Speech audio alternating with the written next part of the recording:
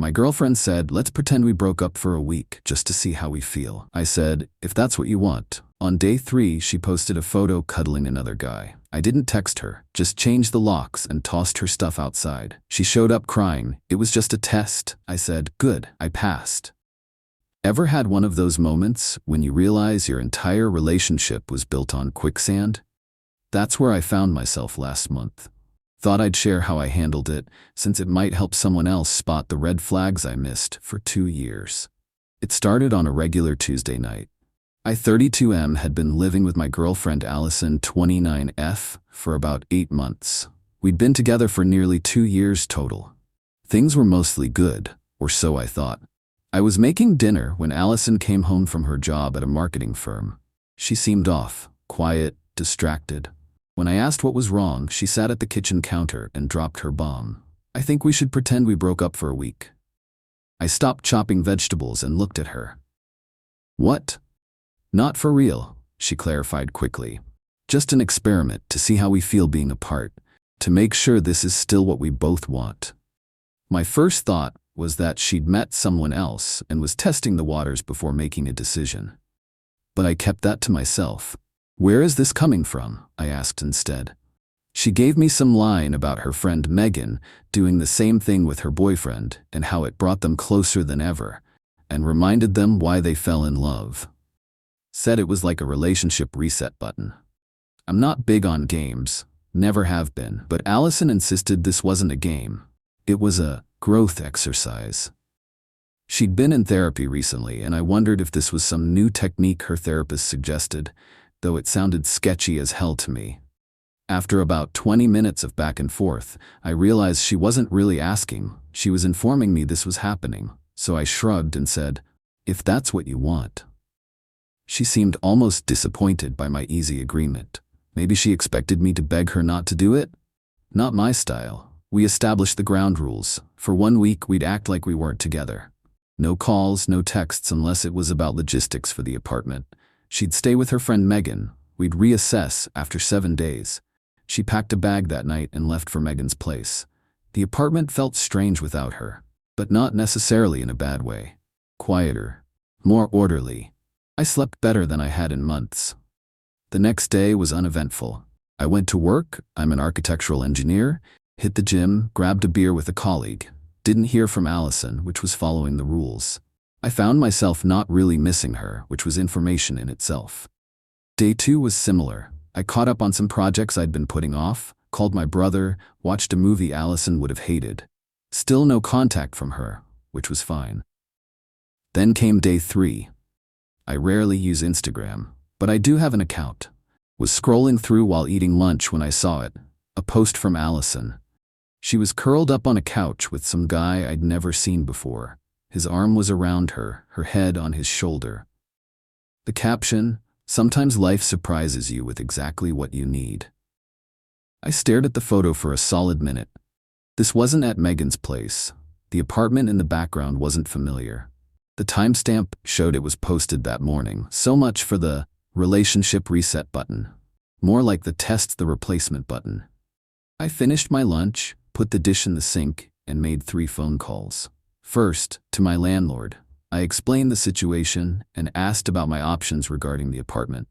Since both our names were on the lease, Ted, the landlord, explained I couldn't legally lock her out. However, he did mention that if she had actually moved out permanently, not just temporarily, we could discuss a lease modification. For now, I'd have to handle this differently. Second, to my lawyer friend Chris, wanted to check where I stood legally. He was blunt. You can't change the locks or remove her stuff. That's an illegal eviction even if you're mad. But you don't have to keep living with her either. Document everything in case this gets messy. Third, to a friend with a spare room. Asked if I could crash there for a few days while I figured out next steps. Ryan agreed immediately. I packed up some of my essentials, then went to our shared storage closet and pulled out Allison's suitcases. I carefully packed enough of her clothes and daily necessities to last a couple weeks, left them by the door, and sent her a text. The only one all week. Saw your Instagram. I've packed some of your things by the door. I'll be staying elsewhere for a while. Please come get your stuff. We're done. Then I muted her number and headed to Ryan's place. I didn't hear anything that night. The next morning, Ryan and I grabbed breakfast before work, and he helped me start looking at short-term rental options. I wasn't about to keep living with someone who'd pull that kind of stunt, but I also wasn't going to do anything illegal. Around noon, I got a text from Allison. WTF, we're on a break, not broken up. Where are you? I didn't respond. Let her stew in the uncertainty she created. After work, Ryan came with me to check on the apartment.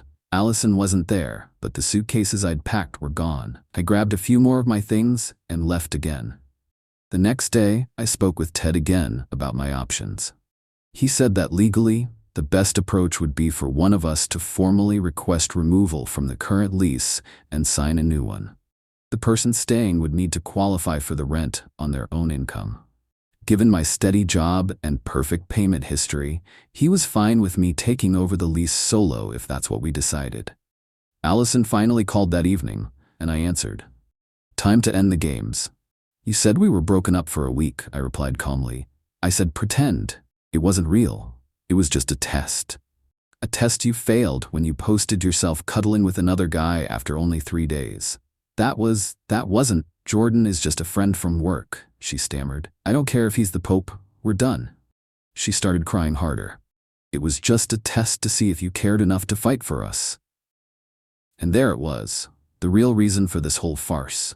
Not a relationship reset, but a manipulation tactic to make me prove my devotion. All the pieces clicked into place. The weird mind games over the past few months, the manufactured fights that came out of nowhere, the constant need for reassurance. Well, good news, I said. It was a test and I passed.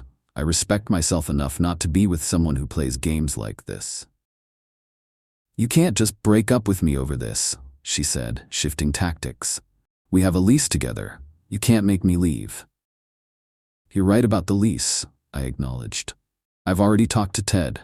One of us can take over the current lease if we both agree and the remaining person qualifies financially. Or we can both move out. Your choice. But either way, our relationship is over. Allison looked stunned that I'd already thought this through. So that's it? 2 years together and you're just done because of one mistake. This wasn't a mistake. It was a deliberate choice to manipulate me, and when that didn't work, to hurt me. So yes, I'm done.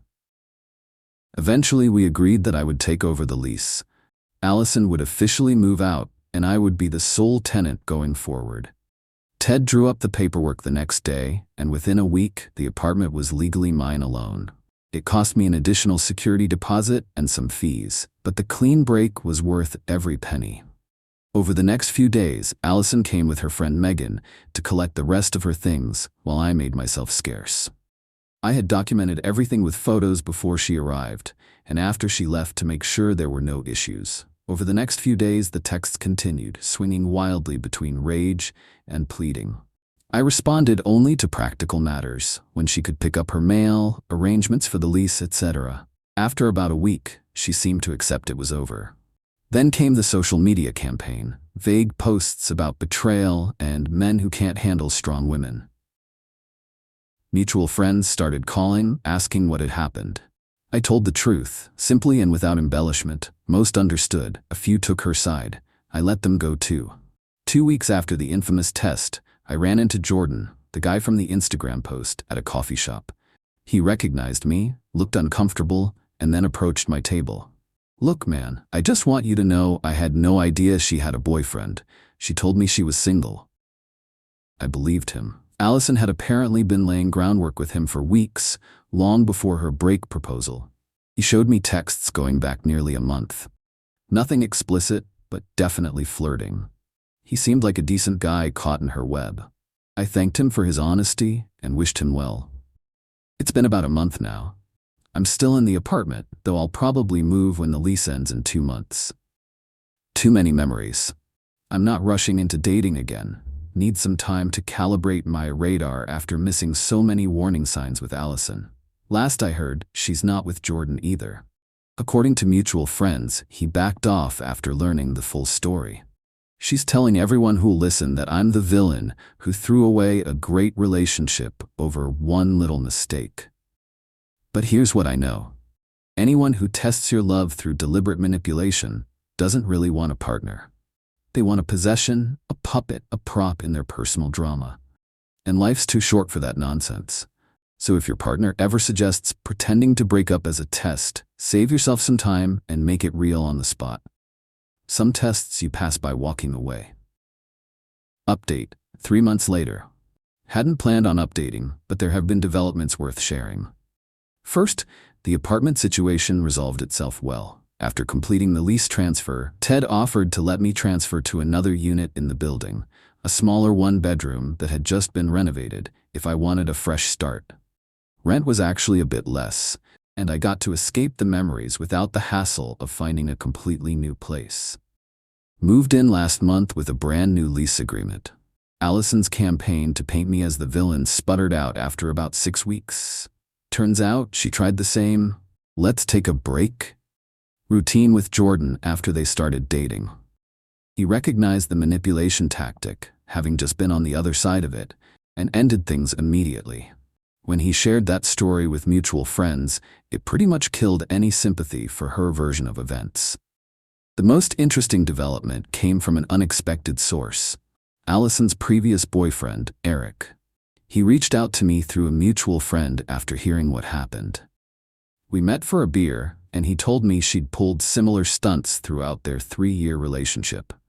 The final straw was when she tested him by saying she was flying to visit her sister, but actually checked into a hotel in town to see if he'd cheat, thinking she was away. When he didn't, she was actually disappointed. She creates problems to feel important, Eric explained. If things are stable, she gets bored and needs to manufacture drama. That conversation was weirdly cathartic. Confirmation that the problem wasn't me failing some legitimate relationship test, but her unhealthy need for emotional chaos. As for me, I've started dating again casually. Nothing serious, just getting back out there. The whole experience left me with better instincts for spotting red flags, so there's that silver lining. Oh, and the lease? Once the modification was complete and I was the sole tenant on the original apartment, the transfer to the new unit was straightforward. Allison tried to argue she should get half of my security deposit back. But since she had broken the lease early, her choice, not mine, those funds went toward the lease break fees. The landlord's office handled it all professionally. The last I heard about Allison, she's taking time to focus on herself. Based on her social media, that means posting inspirational quotes about knowing your worth and how the right person won't make you question their love. The irony is almost poetic. Some people asked if I regret ending things so abruptly, instead of trying to work through it. Not for a second. What Allison did wasn't a momentary lapse in judgment, it was a calculated test of how much manipulation I would tolerate. Finding out the answer was none seems to have been educational for her. Consider this case closed. Sometimes the trash takes itself out, it just needs a little help with the door.